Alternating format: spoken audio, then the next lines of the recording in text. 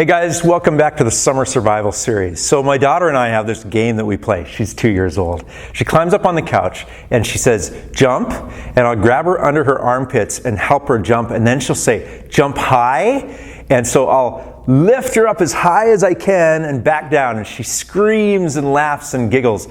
But what I've noticed is sometimes when I'm doing jump high, she gets lazy and she doesn't put anything into it. She wants me to do all the work. And my daughter's getting big. She's not a baby anymore. And so it's heavy to lift her above my head again and again and again. And I have to remind her, honey, you've got to jump too. So I'll wait till I can feel that she's actually pushing with her legs, and then I'll do one great big jump high, and she just loves it, jump high. Now, while I was playing this game with her, it reminded me of something, and that's this. God is God, so He's all-powerful, so He can do anything. But God works best in your life when you cooperate with Him. I mean, just like it's a thrill for my little girl to go up in the air, it works best when she actually pushes off with her legs and I lift. So God can do anything, but He works best when you cooperate with Him. So I have two questions for you. Number one, how badly do you want God to work in and bless your life? And number two, how far are you willing to come towards Him in order to work with Him?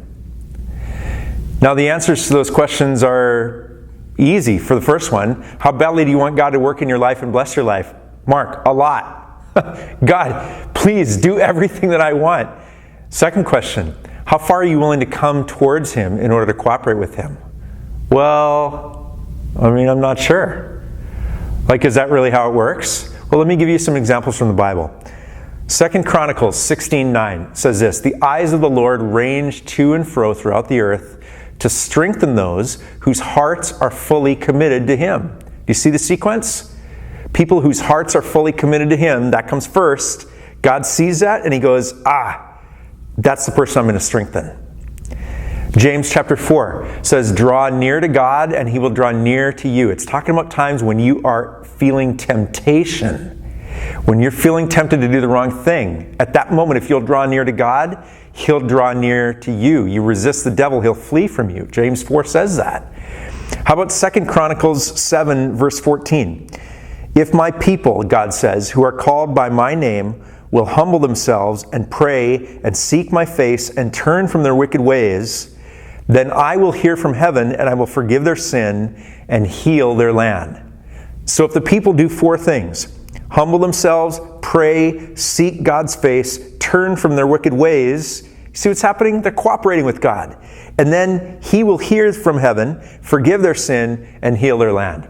And finally, Jesus, said, if anyone wants to come after me, let them deny themselves, take up their cross, and follow me. So again, the question's to you. How badly do you want God to work in your life and bless your life? And question two, how far are you willing to come to work with Him? Because what if it costs you your time?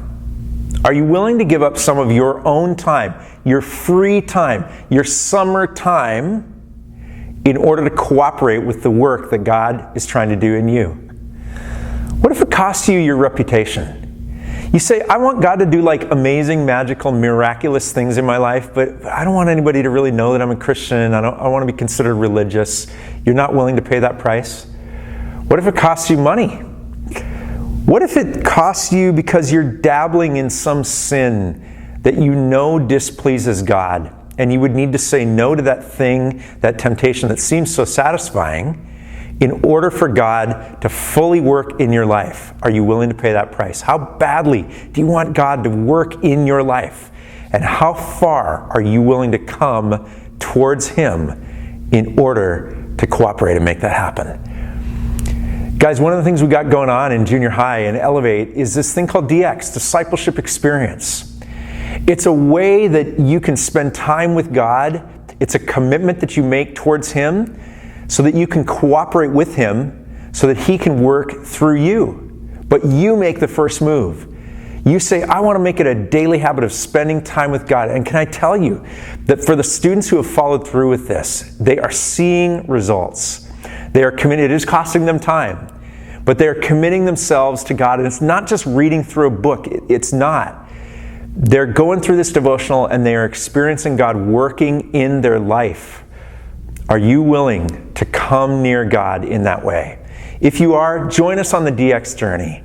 Just go to the Elevate webpage, northcoastcalvary.org/elevate, and you can read all about DX, or /elevate/DX is the specific DX page. And it's never too late to start. In fact, now is a great time to start. If you want God to work in your life, how far are you willing to come towards Him to cooperate with the work that He wants to do?